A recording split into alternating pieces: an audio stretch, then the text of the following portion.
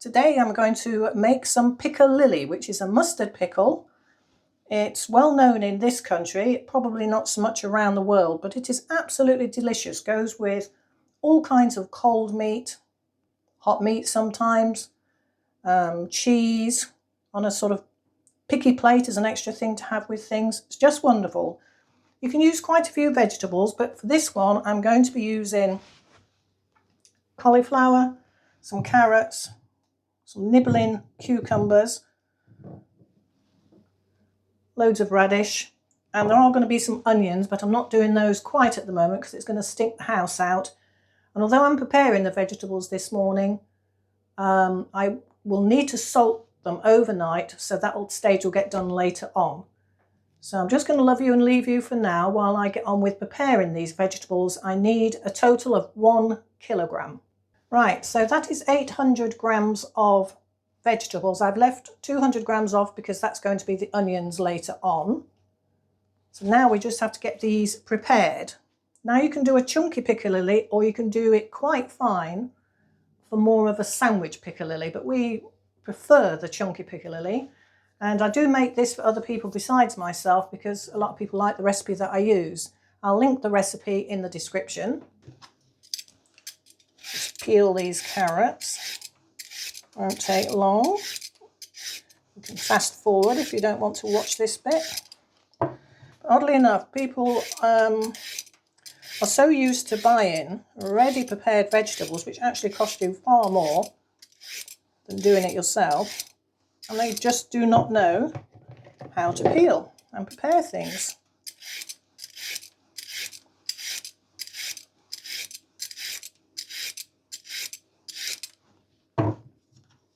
Goes off to one side. Just tip all these out. Oops. Now, because I'm doing a chunky one, this is a different kind of chutney to the green tomato chutney that I made a while ago, because you don't really boil the vegetables forever. You're relying on the strength of the vinegar and the mustard to preserve it. I suppose, although it's not fermented, in a way it's probably akin to a kimchi, relying on the preservation. So I'm just going to show you what to do with sort of what size. Maybe 1 centimetre dice.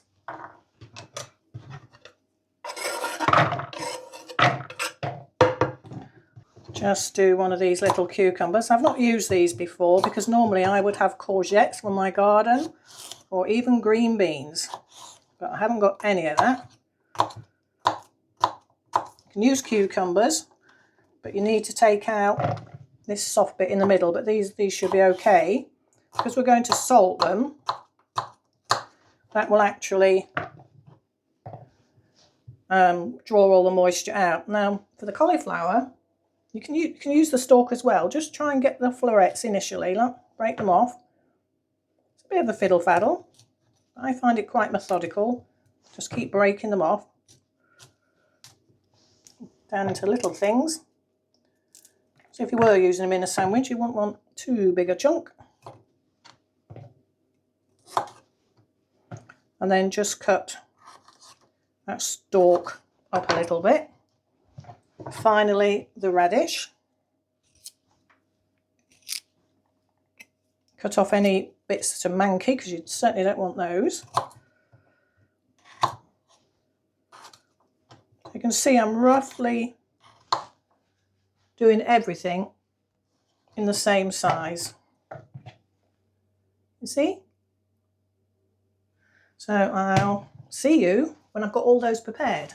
Right, so there we are. That's all the vegetables prepared apart from the onions. Because I'm not going to salt these until tonight, because I like to do it overnight, I'm going to cover this with cling film, put it in the fridge, and then later on tonight we'll add the onions and add the salt. Right, this is late in the evening and my microphone has decided to stop working, so I'm hoping that the phone's microphone will work. As you can see, I've now got the onion on the top. And this is 50 grams of salt. I'm sorry about the light, but as I say, it's late at night because this is the time you have to do it.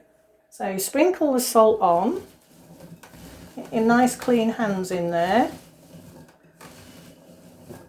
Toss everything about so it all gets coated with the salt. This is going to get rinsed off tomorrow, so you don't need to worry about how much salt you're using. This is just to draw any bitter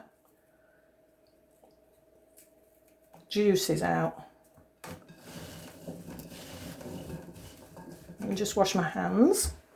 And then we're going to cover the bowl with cling film to try and keep some of the smell out of the house. It won't work, it just comes through this. So there you go, I'll put another 1 or 2 layers of cling film on there and we'll come back tomorrow morning and do the next stage. Well, good morning everybody, it is the next day and welcome back to the second part of making Piccalilli. The jug has got in 600 ml of cider vinegar, 155 ml of white sugar, 60 grams of honey. This is the magic mix. Now this contains 35 grams of cornflour, 7 grams of turmeric, 13 grams of dried mustard, 10 grams of dried ginger, 1 teaspoon of crushed cumin seeds and 1 teaspoon of ground coriander.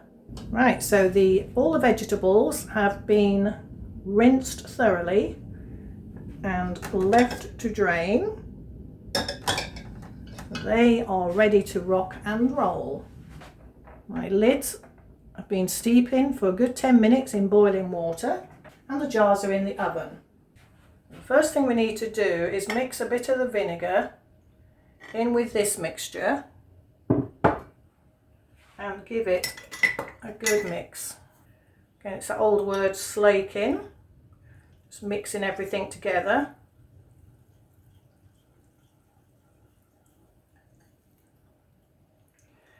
Now make sure you are wearing an apron and or old clothes, because if you get any of this mixture down it, it's a bit like beetroot juice, it won't come out.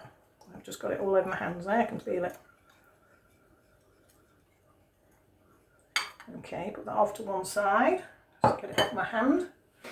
I'm going to turn my cooker on. The rest of the vinegar is going to go in here. I should have prepared my window to have it open, keep the bugs out, but I forgot to do it, so it's too late now. And add the sugar. Military are flying this morning, so it's going to be a bit noisy. And the honey.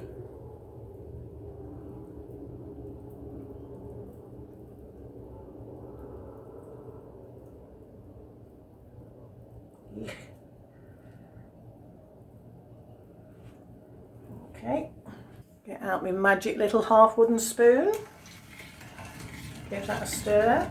Now we need to melt everything here.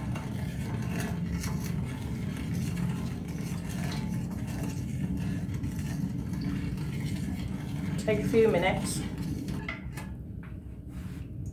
And then once that is all melted, I'm going to put in this magic mix and that will form the mustard sauce. I'll show you what mustard I use, because I watched somebody using some mustard the other day online and it was really pale and insipid.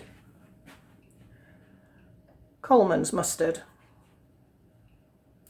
Really gorgeous, bright yellow. The darkness or the depth of the colour in here, making it that sort of more orangey tang, is coming from the turmeric. This stage of it, once you're organised, does not take as long. I would think really the chopping takes the longest bit, the chopping of the vegetables. Obviously the overnight soak in salt. I've adapted this recipe over the years to get it how I want it. Right, that has melted.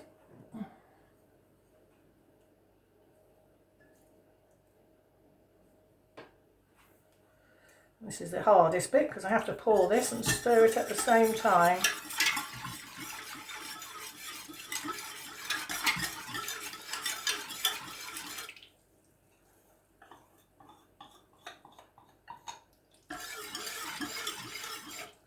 It's not the end of the world if you get a great big thick splodge. Just get one of the hand blenders, which it will stain, terrible. It doesn't matter. Just give that a quick rinse to get the worst of that off. Go back to my wooden spoon. We have to stir this now until it thickens. So don't walk away and leave it because you will end up with a mess. Yeah, Piccalilli, yeah. I don't know if it's eaten around the world, but it's a very old-fashioned pickle from a long while ago in this country. But I grew up with it, and I know my grandparents grew up with it. So we're going to bring this to a boil to get it to thicken and boil it for 1 minute before we add the vegetables. We're not going to boil the vegetables to death like you would do in the green tomato chutney I made, because it's a completely different beast this. You need your vegetables still quite crispy and crunchy. There's enough vinegar in here to pickle them without worrying about it. Really lovely and shiny. So I'm going to turn it down. I don't want a rolling boil. It's gone down from 4 to 2. We'll give that 1 minute to burble away. Right, so that's had a minute. You can see it's really getting lovely now. It does set a little bit more, and then it does have a habit of going a slightly runnier with age. But just give it a good stir before you serve it. Alright, get all this lot in.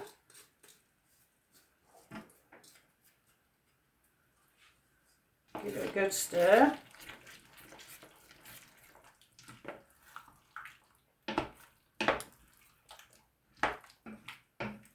And turn it up again and bring it back to the boil. And we'll slow boil it for 5 minutes. All this lot out of the way. Now this is the recipe for half the mixture, because normally I would only make 3 jars of this, but I'm doing 3 jars now, and I give 1, sometimes 2 away. But I will make another batch of 3 jars myself. That's what we tend to keep, and then we give the other 3 away. Because it's like anything else in life, that if you buy Piccalilli in the shops, it is just absolutely nothing compared to if you make it yourself. So it really is lovely to make it yourself. People have got so used to the homogenised taste of supermarket food that they don't realise that there's better stuff out there. Oh, come on you, get going.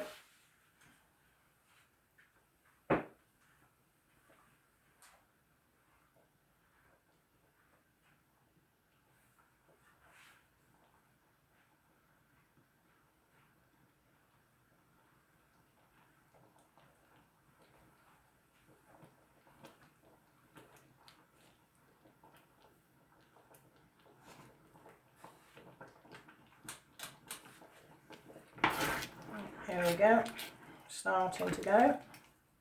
Let's make sure all the vegetables are in that sauce. Right, 5 minutes is up. Turn everything off, don't want it catching. Alright, so here we go. Let's get it ladled into the jars.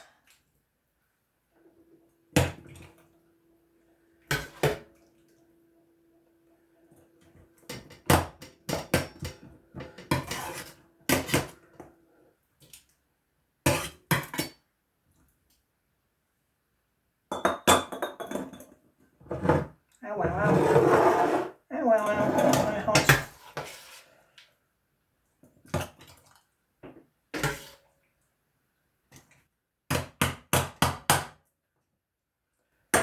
I hope I've got the jars organised. I'm not sure I have. We'll see. These aren't all full £1 jars. Oh, yeah, I think we're going to be okay. Get it in as much as we can, and then we'll spoon any leftover sauce on the top to seal it up properly.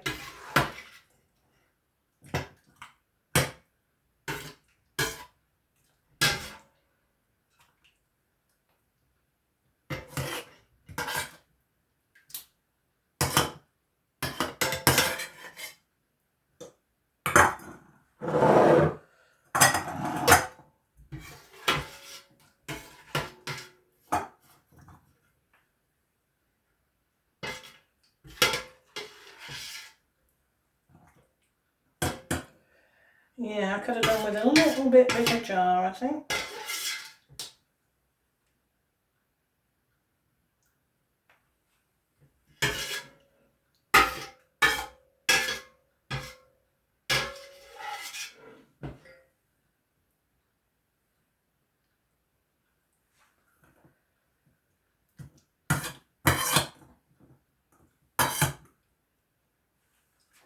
I'll try and do is just get the juice out.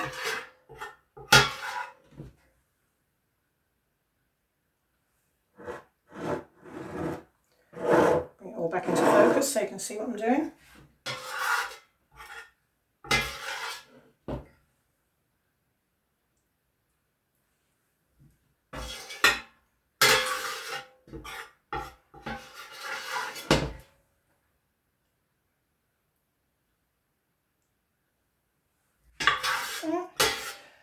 Now that's just about worked out right.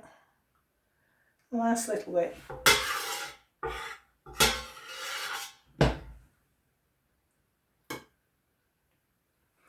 Right, so I'm not going to use a dishcloth on this because it will stain things horrendously. I think most bits are clean apart from that bit. Just clean where the lid is going to go. Yep. Now, time to do Jenga again. I know that one goes on there. Get my glove on because these are horrendously hot. Number one. Now you go on there.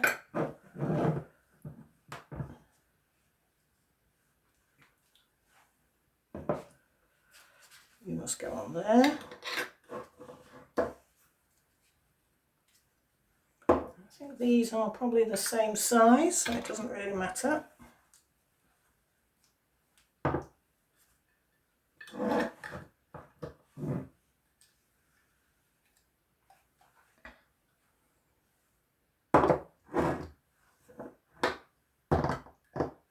Don't really stack them on top of each other to show you, but you get the general idea. There you have it, folks.